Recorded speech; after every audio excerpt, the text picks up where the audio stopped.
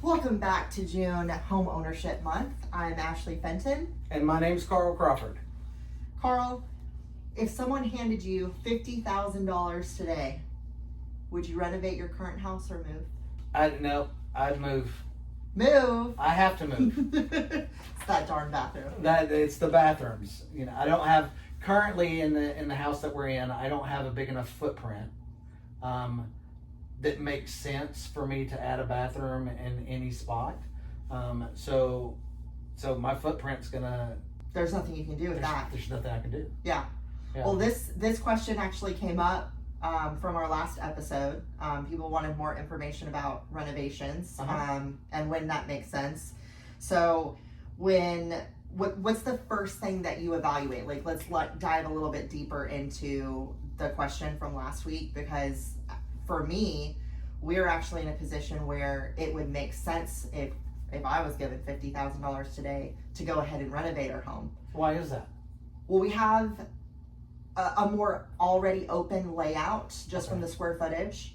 And then there's been some great market movement in our neighborhood where remodels and renovations to the kitchens and the bathrooms gave a significant ROI. So we're not looking to move, but of course I'm a realtor. So, we're thinking You're always looking at homes. Always looking and always thinking about if that made sense for me today, I would have to say renovate. Yeah. We have enough space where we could pull off some of those things and for our kids not feel cramped at least for the next 5 to 10 years. So thinking about those kind of lifestyle, like what is the first thing that you kind of evaluate when you're looking at homes as a homeowner and as a realtor? It's the functionality of the property. Is it going to fit for whatever? If I'm looking at it for me, is it going to fit for my family's needs and wants? Obviously, with our clients, when we're walking through the homes, one of the biggest questions that we're asking is what about this space? What about this space works for you? What about this space doesn't work for you? Because we're trying to get down to what it is that you really need versus what it is that you want. Yeah. To make sure that the space is going to fit for the family as long as you need it to. Well, and I think, if you're considering staying in your home, right, like the renovation question, it is usually because you've reached a point in your lifestyle where you're kind of contemplating, do I go ahead and spend more and get the dream house, if you will, or do I take the $50,000 I was just came into found that mattress money, it just shows up. Yeah, or of course, the savings, some of them might be the savings that you've had and now you've hit a point where you can afford to renovate. What are some of the things you consider when you're actually looking at that budget and the functionality versus the wants, like you said? Because I think a lot of wants do go, if you reach the point of renovation, I think the wants are going to be there, because if you're going to spend money, you're obviously now like, I want this more tailored than when I first encountered this property. So depending on whether or not you can do the renovations that you need, that you want to do, does the footprint allow for it? Does the budget allow for it? And then you have to really look at that, making sure that you're getting your money in right. If you're going to do the renovations, are you renovating so you can sell your property? Like, you're probably in a position now to where you could do the renovations and then you could sell your house at a much higher price point and then take that investment and flip it into a new home. Yeah. If you wanted to, and possibly have more than the $50,000. Congratulations, that's amazing. That's right. 50,000. When can we start? But you've got to, when you're doing the renovations, so you can sell your home, so you can try to sell your home for that higher price point. I think that you really want to look at functionality over the flair. You've got to make sure that the buyer, the traditional buyer, may not care that this certain item has these certain functions, or it's the top of the line. It has to be nice. It doesn't have to be the nicest. You may have a different view on that though, because you look at things through a different lens with all the marketing and everything and the staging that you do. What do you feel about getting your money in?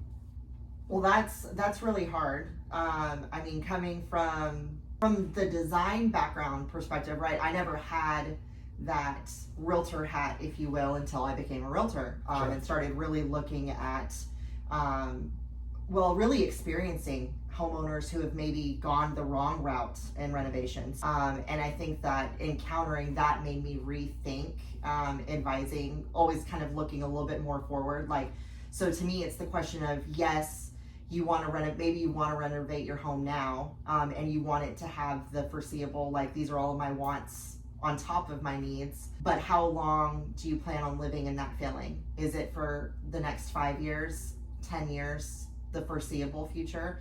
Because that can really actually change things. If it's a short window, then I advise renovations based off of that window, so that Sure. they're not overspending. You know, the worst thing you can do is spend on luxury finishes that you're so excited about, and then realize that you actually were going to be leaving in 2 years because of a major life transition, and now because of your neighborhood or, you know, just the local market, you've actually overspent money into that. So You don't have all of your $50,000 anymore? yeah, you don't have, not only do you not have the 50,000, but maybe it's so personalized that it's actually a distraction away from That's what's a on good the point. market. That's a good point. So I really now try to merge the experiences in advising, like, yeah, want to help you renovate. How long do you plan on staying? Because I think a lot of that a lot of feelings are fleeting, and a lot of feelings are here to stay. So which one are we currently reconciling? I love that. I love that. So if what do you see as making the biggest difference in everyday living from a renovation project? What do I see as making the biggest difference? And that's a hard question. I think I'm always going to go back to how many bathrooms you have. No, I mean, for real, I think when you're doing renovations to the property, whether or not you're just wanting to update the space and make it pretty, that may not bring you as much of a return as what you hoped for. It's all going to come back to the function of the property for me and for most of the clients that I talk to, because I'll tell you right now, the home that we live in, we didn't love everything about that home when we drove up to it, but the floor plan really works for us, minus the bathrooms.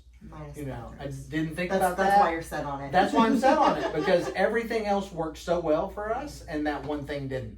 And we've now been there for 4 years, and I'm about had it. So that's where the everyday living for you has caused some frustration. A little bit of frustration. And there's no room for the added bathroom. My footprint, the way that the floor plan runs, the footprint of the house on the lot that we're on, it doesn't make sense. It wouldn't flow. And I think that's going to be, do we have the space? Sure, we could put it, you know, in certain spots, but then it would be awkward.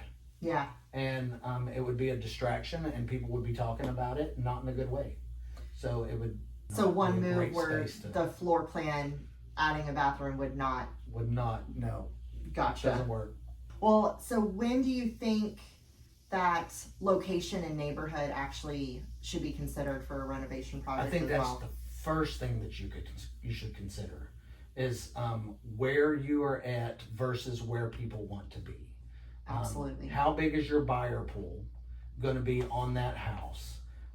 Because I mean, depending on where you are, is going to be who you're talking to. Are you looking at a younger generation because you're in the middle of everything, of the hustle and bustle, or are you a little bit on the outskirts? So you're looking for somebody who's already been through that session in life. And I think that location is the most important thing to think about, whether or not you're remodeling your current home or you're looking to move to a new one. Yeah, I couldn't agree more. I think absolutely spot on.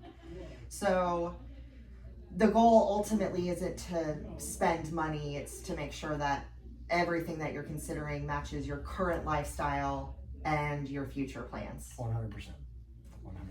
Well, anything else to add before you go into more frustration with your bathrooms?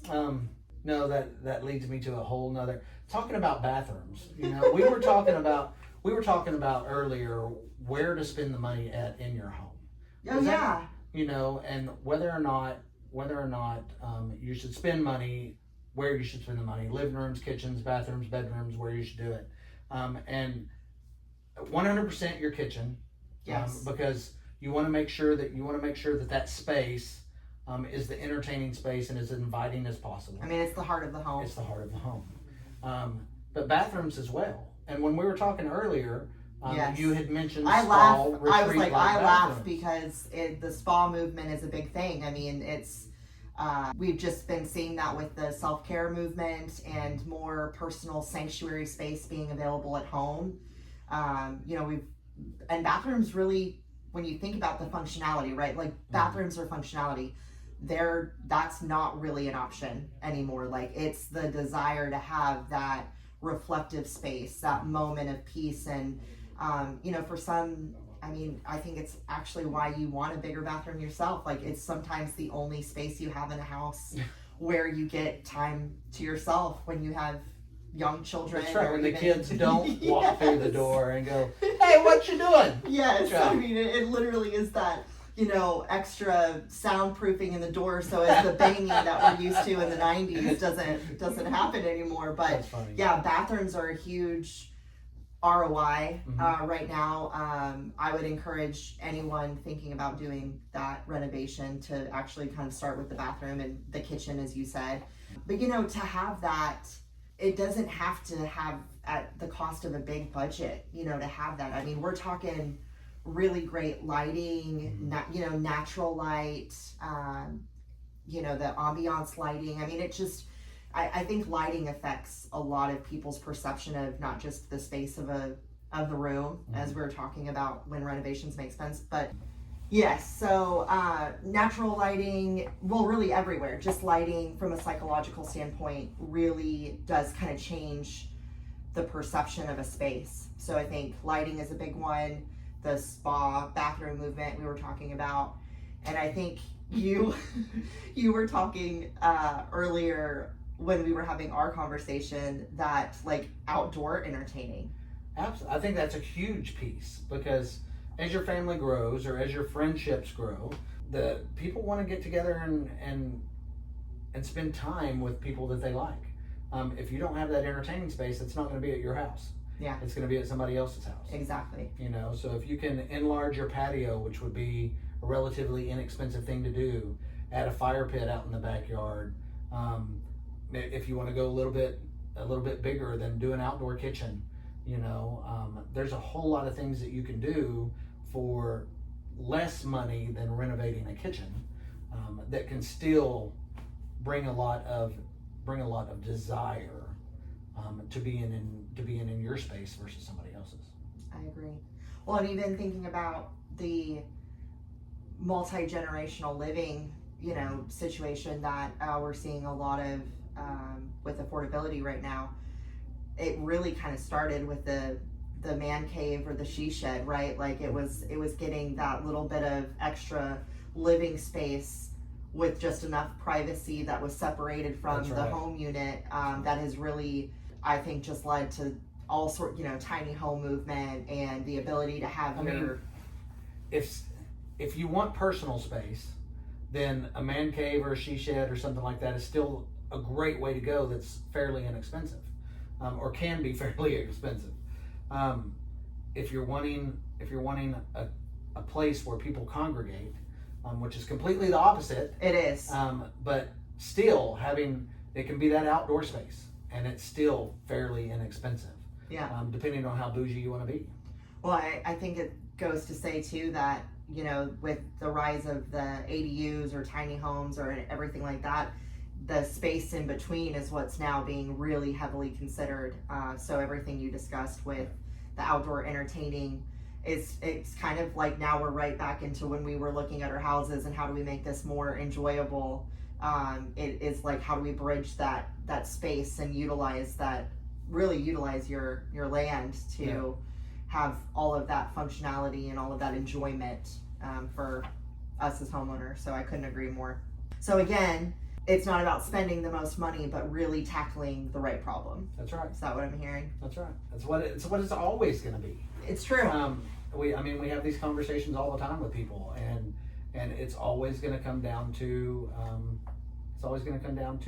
very personal. What do they need? What do they want? and what do they have to be able to obtain those goals. So it's always going to be that functionality over everything. With a little flair.